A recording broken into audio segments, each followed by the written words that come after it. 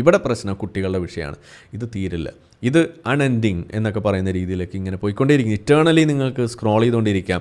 കൈക്ക് എന്തെങ്കിലും എക്സസൈസൊക്കെ കൊടുക്കണമെന്നുണ്ടെങ്കിൽ നിങ്ങൾക്ക് ഏറ്റവും ഉപയോഗിക്കാൻ പറ്റിയൊരു സാധനമാണ് ഇങ്ങനെ മദ്രസ അധ്യാപനം സെർച്ച് ചെയ്യുക, എന്നിട്ട് മൗസിൽ ഇങ്ങനെ തോണ്ടിക്കൊണ്ടിരിക്കുക. നിങ്ങൾക്ക് എത്ര വേണമെങ്കിലും തോണ്ടാം, നല്ല മസിലൊക്കെ വരും മിക്കവാറും. അതാണ് ഉണ്ടാവുക. ഞാൻ കുറേ മസിലൊക്കെ കൈ കഴച്ചപ്പോൾ നിർത്തിയതാണ്, അല്ലെങ്കിൽ എന്നെക്കൊണ്ടത് പറ്റൂലായിരുന്നു. ഇതാണ് അവസ്ഥ. അപ്പോൾ പറഞ്ഞു വന്നത്, ഇങ്ങനെ നിങ്ങൾക്ക് കാണാൻ സാധിക്കുന്നു എന്നതുകൊണ്ട് തന്നെയാണ് മദ്രസ പീഡനം നമ്മൾ പ്രത്യേകം എടുത്ത് പറയുന്നത്. എന്തുകൊണ്ട് മറ്റ് സ്ഥലങ്ങളിലെ പീഡനം പറയുന്നില്ല എന്ന് ചോദിച്ചു കഴിഞ്ഞാൽ, ആ സ്ഥലങ്ങളിൽ ഇതുപോലെ ഫ്രീക്വൻ്റ് ആയിട്ട് പീഡനം നടക്കുന്നില്ല എന്ന് മാത്രമല്ല, അത് റിപ്പോർട്ട് ചെയ്യപ്പെടുന്നതിന് പെടുന്ന സമയത്ത് അതിന് ഇവിടെ മാധ്യമങ്ങൾ മുന്നോട്ട് വരുന്നു, അതിനെ അഡ്രസ്സ് ചെയ്യാൻ ഇവിടുത്തെ ആ സമൂഹം മുന്നോട്ട് വരുന്നു. ക്രിസ്ത്യാനി സമൂഹം മുന്നോട്ട് വന്നിട്ടുണ്ട്.